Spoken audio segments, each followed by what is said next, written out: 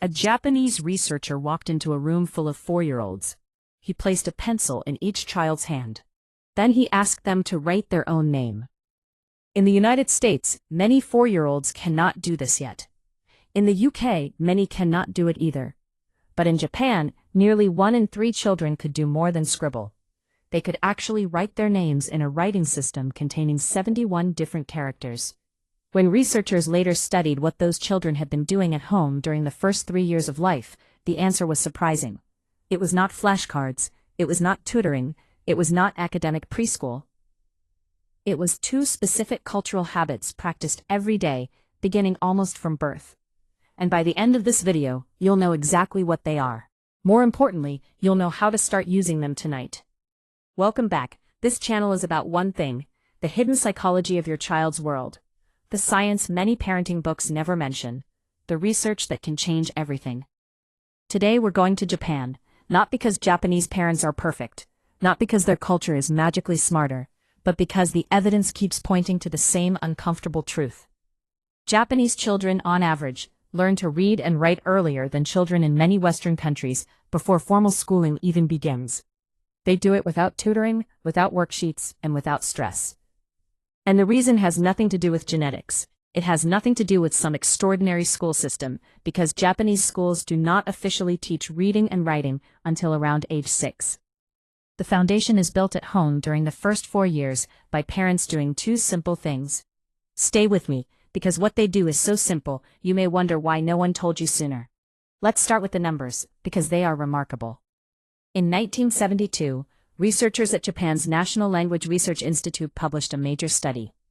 They tested more than 2,000 Japanese 4 and 5-year-olds on hiragana, the phonetic script children use to begin reading and writing Japanese. Halfway through kindergarten, 34% of 4-year-olds could read 60 or more of the 71 characters. By the end of preschool, 88% of 5-year-olds could. An earlier 1969 survey by the Early Childhood Association of Japan found something even more striking. 32% of 4-year-olds could write their own name in hiragana. By age 5, that number rose to 76%. 3 out of 4 children writing their own names before they had ever received formal academic handwriting instruction. Compare that with the United States, where many children write their first clear letters closer to age 5 or 6, and where writing a full name at 4 is often considered advanced. So what is happening differently? Researchers found that Japanese early literacy is built on a philosophy many Western cultures moved away from when learning was outsourced to kindergarten. It has 2 parts, 2 words. The first is yomi kikase. The second is moji asobi.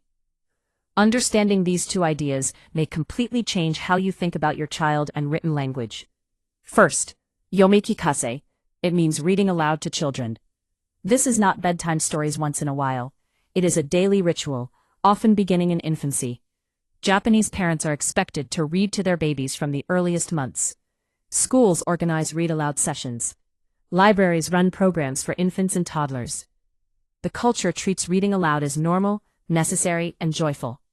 According to research compiled at the University of Illinois, Japanese parents buy an average of 21.5 children's magazines and 9.5 picture books each year for children aged 3 to 5. Picture books are not just entertainment in Japan, they are part of the learning environment. And the results are powerful. Researchers found that the number of books in a Japanese home was directly linked to hiragana literacy in children aged 3 to 5, regardless of family income or parental education. Another long-term study found that children surrounded by books and print developed stronger letter knowledge months later, even after accounting for vocabulary and other language skills. It wasn't IQ, it wasn't expensive parenting programs. It was exposure. When a child sees the same letters again and again in books they love, read by voices they trust, the brain naturally begins connecting sounds to symbols. That is how many Japanese children begin decoding written language before they can even tie their shoes. Now the second concept, moji asobi. Moji means letters or written characters. Asobi means play, letter play. This is where Japanese early writing differs sharply from many Western methods. In the West, parents often turn to flashcards, tracing sheets, and letter of the week systems. Japanese parents often do something different. They turn letters into toys. Magnetic hiragana on the refrigerator, bath letters that stick to tiles, picture books, where finding characters becomes a game, snacks labeled with letters children can recognize, songs, cartoons, and finger games built around written characters.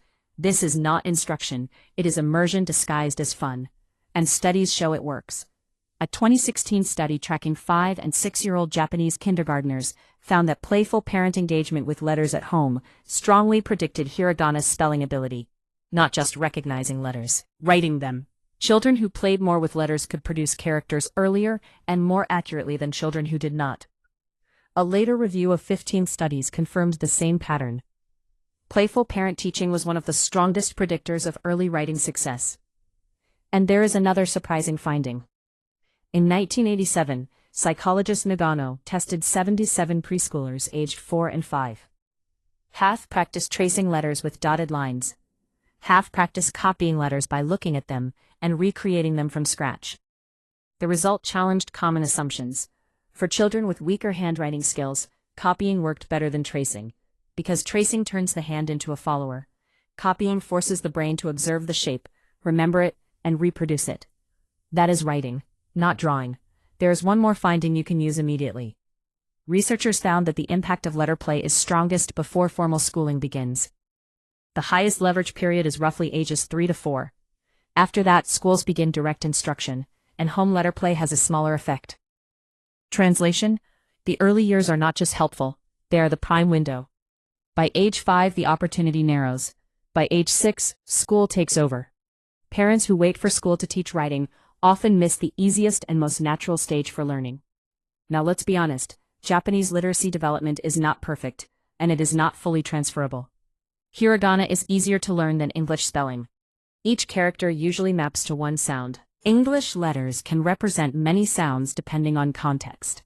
That is a real structural advantage. But the parenting principles still matter.